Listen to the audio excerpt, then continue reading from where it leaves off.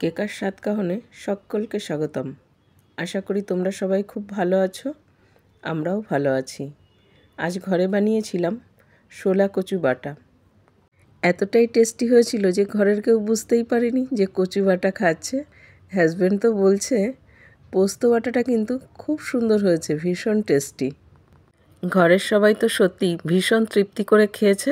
তাহলে আসো দেখে নিই শোলা কচু বাটা কীভাবে করছি, সঙ্গে থাকো।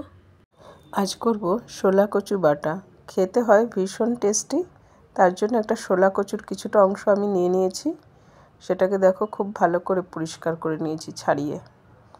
এখন এটাকে গ্রেটের মাধ্যমে খুব সুন্দর করে গ্রেট করে নেব। দেখো পুরো কচুটা আমি গ্রেট করে নিয়েছি খুব সুন্দরভাবে। এখন এর মধ্যে দিয়ে দেব নুন আর দিয়ে দেবো এক টুকরো লেবুর রস। নুন আর লেবুর রসটা দেওয়াতে এই কচুর মধ্যে যে রসটা আছে সেটা খুব ভালোভাবে বেরিয়ে আসবে।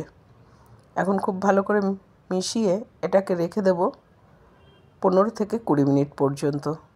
এটা এখন রেস্টে থাকবে 20 মিনিট। এদিকে এখন কচু বাটার জন্য একটা মশলা করে নেব। নিয়ে নিয়েছি 1 চামচ কালো সর্ষে, স্বাদ অনুযায়ী নুন আর 2টো শুকনো লঙ্কা ভাজা।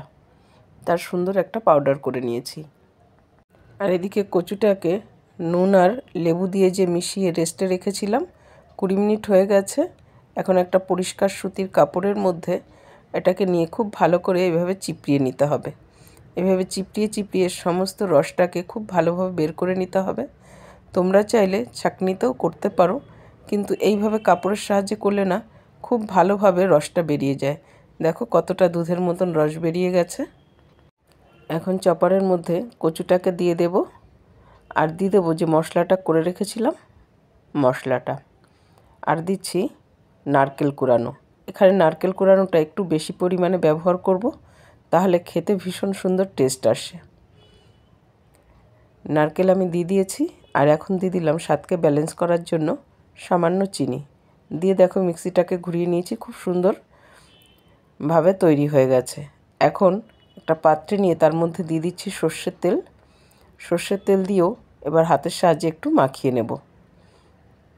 এইভাবে ঘরে খেয়ে দেখবে করে, দারুণ লাগে খেতে। এটা গরম ভাতের সঙ্গে সত্যি বলছি অপূর্ব। আর অন্য কিছু তোমাদের প্রয়োজনই হবে না, মন বারবার বলবে এটা দিয়েই পুরো ভাতটা খেয়ে নিই, এতটাই টেস্টি হয়। অবশ্যই ট্রাই করো কিন্তু ঘরে। শোলা কচু বাটা সার্ভ করেছিলাম গরম গরম ভাতের সঙ্গে। খেতে হয়েছিল ভীষণ টেস্টি। ঘরের সবাই খেয়েছে ভীষণ তৃপ্তি করে, খুব ভালো হয়েছিল। ঘরের সবাই তো বুঝতেই পারেনি যেটা কি খাচ্ছে। আমার হাজব্যান্ড বলছে এটা বুঝি তুমি পোস্ত বাটা করেছো, মানে এতটাই টেস্টি ছিল। যখন বললাম কচু বাটা, ও তো বিশ্বাসই করতে পারছে না, বলছে এত টেস্টি। এতটাই টেস্টি ছিল যে ঘরের কেউ বুঝতেই পারেনি যে কচু বাটা খাচ্ছে। অবশ্যই একবার এই পদ্ধতিতে ঘরে ট্রাই করে দেখবে, দারুণ লাগে খেতে।